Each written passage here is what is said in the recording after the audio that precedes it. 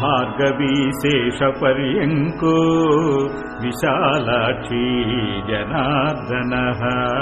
स्वर्णाङ्गी वरदो देवी हरिरिन्दुमुखी प्रभुः सुन्दरी नरकध्वंसी लोकमाता मुरान्तकः भक्तप्रिया दानवारिः अम्बिका मधुसूदनः वैष्णवी देवकी पुत्रो रुक्मिणी केशिमर्दनः वरलक्ष्मी जगन्नाथः कीरवाणी हलायुधः नित्या सत्यव्रतो गौरी सौरिः कान्तासुरेश्वरः नारायणी हृषीकेशः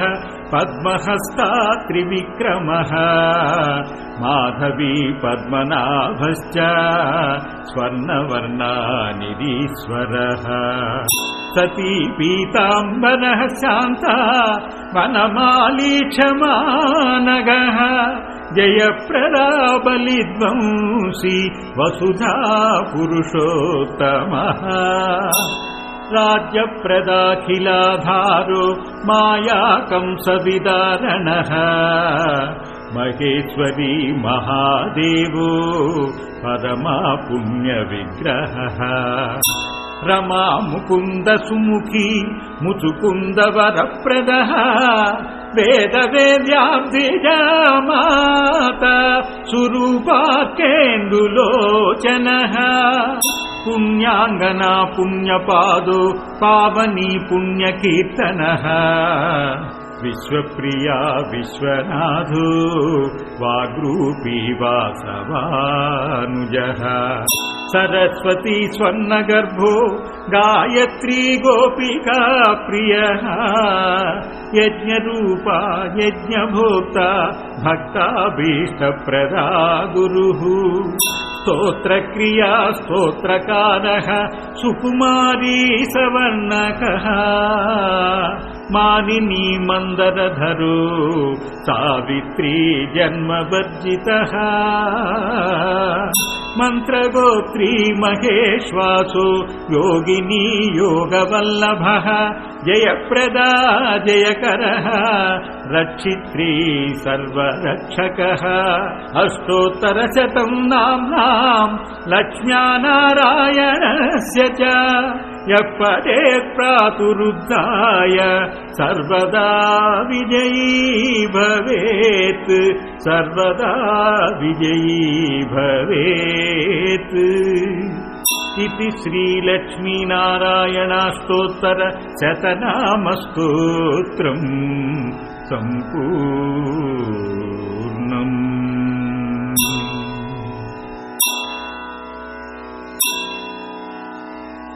श्री विष्णु कमलाशार्ङ्गी लक्ष्मीर्वैकुण्ठनायकः पद्मालया चतुर्बाहुः क्षीराब्धितनयाच्युतः इन्दिरा पुण्डरीकाक्ष रमा गरुडवाहनः भार्गवी शेषपर्यङ्को विशालाक्षी जनार्दनः स्वर्णाङ्गी वरदो देवी हरिरिन्दुमुखी प्रभुः सुन्दरी नरकध्वंसी लोकमाता मुरान्तकः भक्तप्रिया दानवारिः अम्बिका मधुसूदनः वैष्णवी देवकी पुत्रो रुक्मिणी केशिमर्दनः वरलक्ष्मी जगन्नाथः कीरवाणी हलायुधः नित्या सत्यव्रतो गौरी सौरिः कान्तासुरेश्वरः नारायणी हृषीकेशः पद्महस्ता त्रिविक्रमः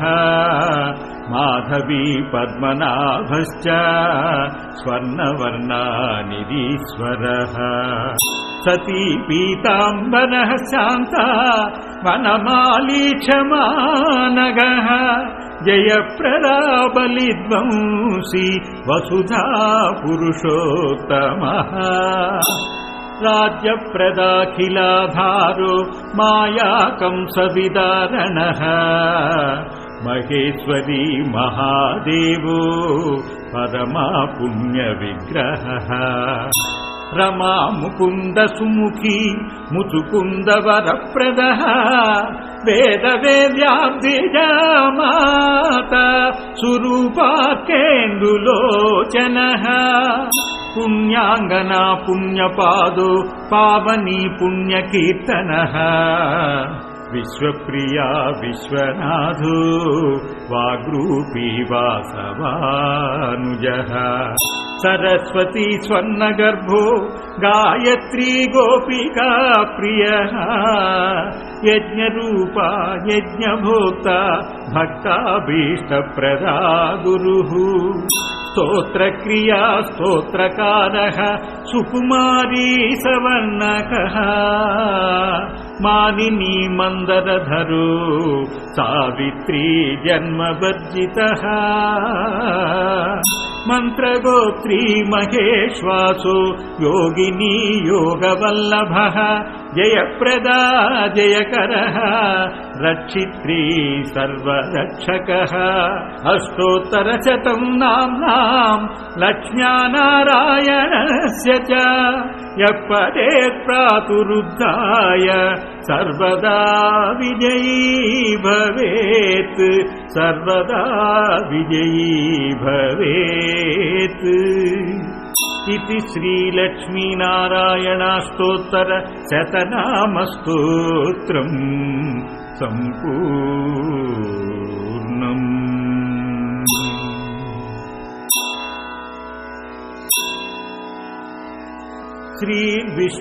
श्रीविष्णुकमलाशार्ङ्गी लक्ष्मीर्वैकुण्ठनायकः पद्मालया चतुर्बाहुः क्षीराब्धितनयाच्युतः इन्दिरा पुण्डरीकाक्ष रमा गरुडवाहनः भार्गवी शेषपर्यङ्को विशालाक्षी जनार्दनः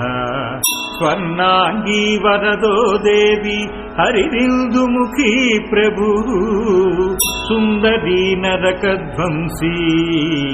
लोकमाता मुरान्तकः भक्तप्रिया दानवारिः अम्बिका मधुसूदनः वैष्णवी देवकी पुत्रो रुक्मिणी केशिमर्दनः वरलक्ष्मी जगन्नाथः कीरवाणी हलायुधः नित्या सत्यव्रतो गौरी सौरिः कान्तासुरेश्वरः नारायणी हृषीकेशः पद्महस्ता त्रिविक्रमः माधवी पद्मनाभश्च स्वर्णवर्णानिधीश्वरः सती पीताम्बरः शान्ता वनमाली क्षमानगः जयप्रदा बलिध्वंसी वसुधा पुरुषोत्तमः राज्यप्रदाखिलाधारो मायाकंसविदारणः महेश्वरी महादेवो परमा पुण्यविग्रहः रमा मुकुन्द सुमुखी मुचुकुन्दवरप्रदः वेदवेद्याब्धिजा माता सुरूपाकेन्दुलोचनः पुण्याङ्गना पुण्यपादो पावनी पुण्यकीर्तनः विश्वप्रिया विश्वनाथो वाग्रूपी वासवानुजः सरस्वती स्वर्णगर्भो गायत्री गोपिका प्रियः यज्ञरूपा यज्ञभोक्ता भक्ताभीष्टप्रदा गुरुः स्तोत्रक्रिया स्तोत्रकारः सुकुमारी सवर्णकः మానినీ మందరధరో సావిత్రీ జన్మవర్జితః మంత్రగోత్రీ మహేశ్వాసో యోగినీ యోగవల్లభః జయప్రదా జయకరః రక్షిత్రీ సర్వరక్షకః అష్టోత్తరశతం నామ్నాం లక్ష్మ్యా నారాయణస్య చ యః పఠేత్ ప్రాతురుద్ధాయ సర్వదా విజయీ భవేత్ సర్వదా విజయీ భవేత్ इति श्रीलक्ष्मीनारायणाष्टोत्तर शतनामस्तोत्रम् सम्पूर्णम्।